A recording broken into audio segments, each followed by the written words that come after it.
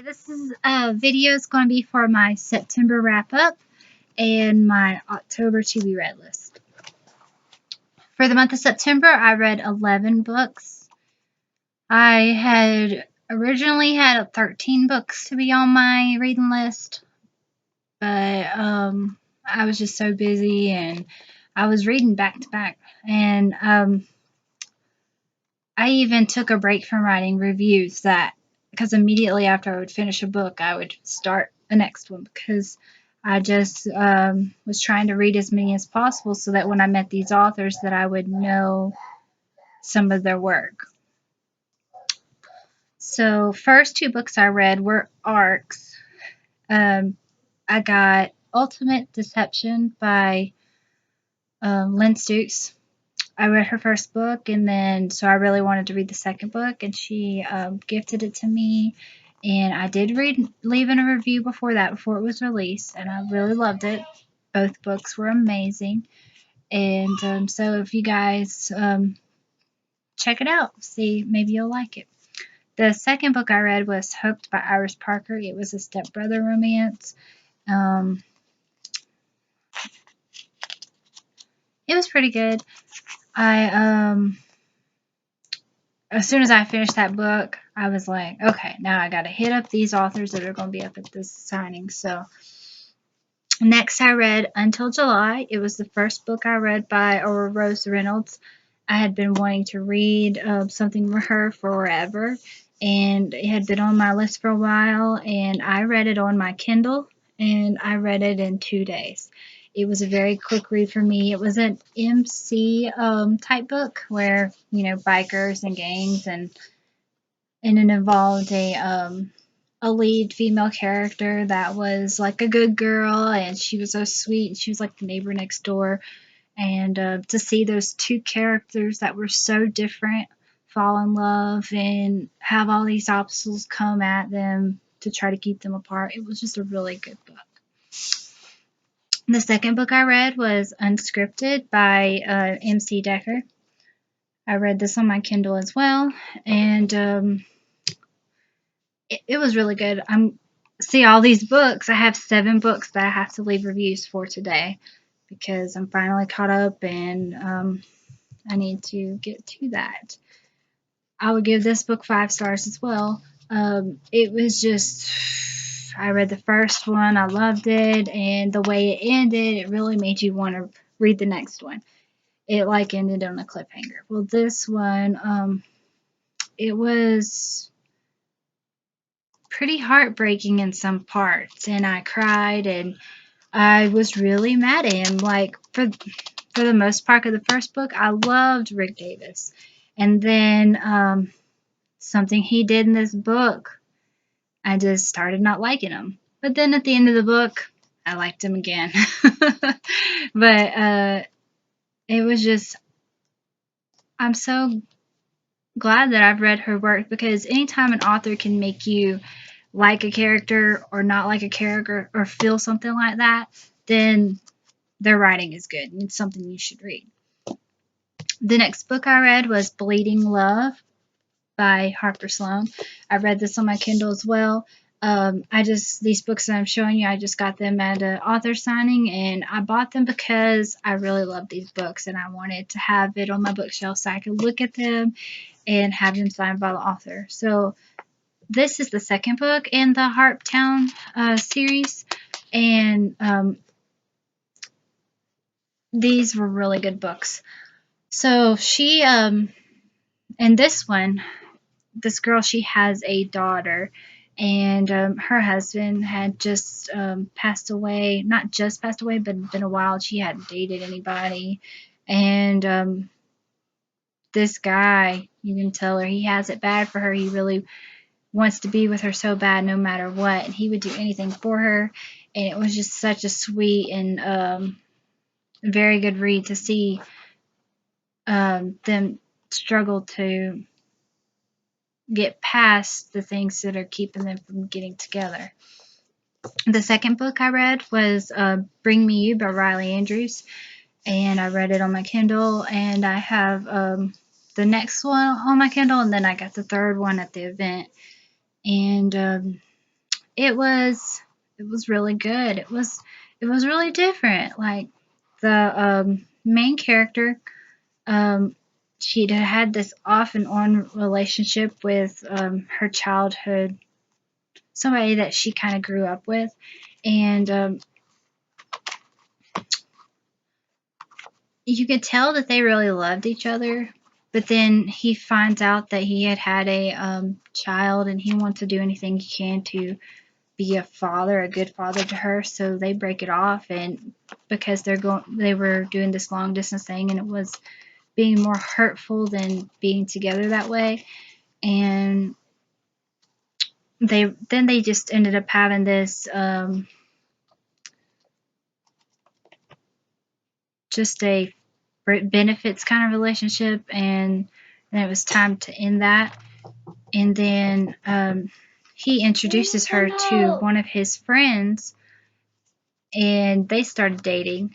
And then you just see all of the insecurities and the things that try to keep them from being together. And it was a really hard book to get through. It was just,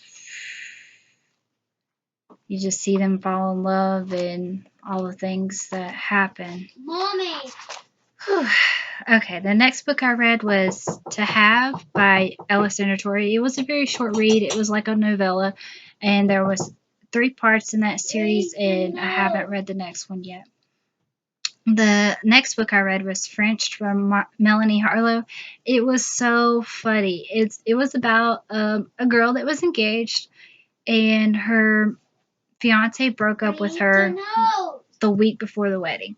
She had already paid for everything, and she had to let all her guests know and cancel all their arrangements and get refunds and everything. And then it came to be the week of her wedding, and she was supposed to go on a honeymoon to Paris. And everybody told her that she should just go. And so she went without him. And she ends up meeting this guy, and he ends up being her tour guide through Paris, showing her all of the places, which was really cool because everything in Paris, everybody was in love, and she hated seeing that. And with him there, it was like she had somebody to make her laugh, somebody to make her forget that she wasn't in love. Well, they end up falling in love in that short week time, which was so crazy and so funny, and it was a really heartwarming story, and I'm so glad I read it. And Melanie Harlow is amazing, and I can't wait to read her next, her newest release that just came out, Some Sort of Happy. I want to give away, and so I have an e-copy of that book, and I'm going to get to it sometime soon. Next book I read was Stop by Allison G. Bailey. That book was just it dealt with so many emotions and so many issues that not many authors talk about. Like, there was this girl, she had been bullied in high school because she was in an accident, and it scarred her face. And she had to live with that. People giving her looks and laughing at her and calling her names and being mean to her. And then she hid, and then she decided she wanted to go to college. And she meets a guy, and she feels like it's all those insecurities are coming at her, and she feels like she doesn't deserve him, and that he would rather be with somebody else.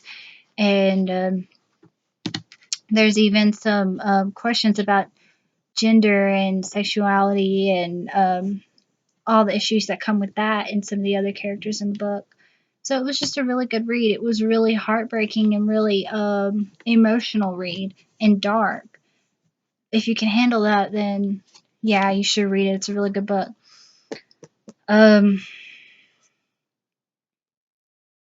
Wait for Me, I read that. I don't know if I already talked about that or not, but this was one of my best reads of this year.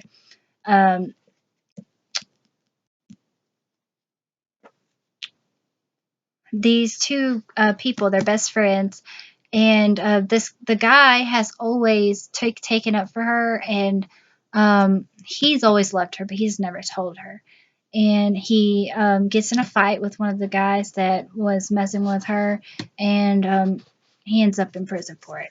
And he has to be in prison for 3 years. And they talk and they write letters through the whole time. And when he gets out, he's going to go see her, and he's going to tell her how he really feels. And this whole time, though, she has been in a relationship with a guy that she really deserves better. And he ends up cheating on her. And um, then they start to see each other. Her and Cooper start to see each other in a different light than just friends. And it's a really good story how it plays out. And you will just fall in love with Cooper. He's my book boyfriend. I just love him. The last book I read was The Fragile Fall, and it's by Christy Love, and it was a very sad, a hard book to read. It dealt with a kid. He was a teenager. He moved in with his aunt because his parents were killed in a accident, and he's having to go through therapy, and he feels like the accident that they died, it was all his fault because the one time that he disobeyed his parents, um,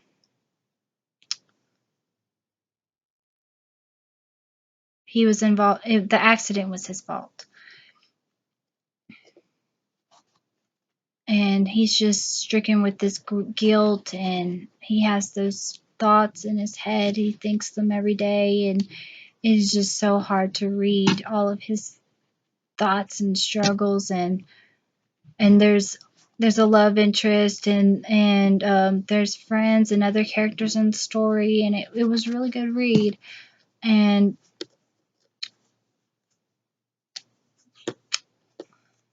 I hope the next book is much more lighter. And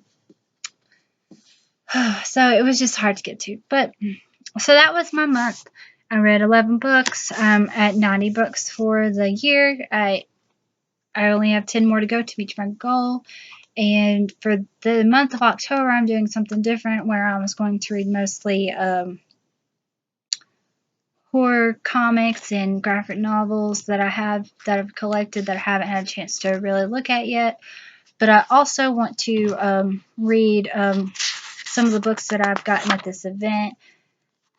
So I'm going to try to read Always You by Stephanie Rose and Only You by her as well. That's her newest release. She just released it. She just released it to us at the event. It's not even out yet. It comes out October 14th. So I want to hurry up and read Always You and Only You so that I can post reviews before they're released on October 14th.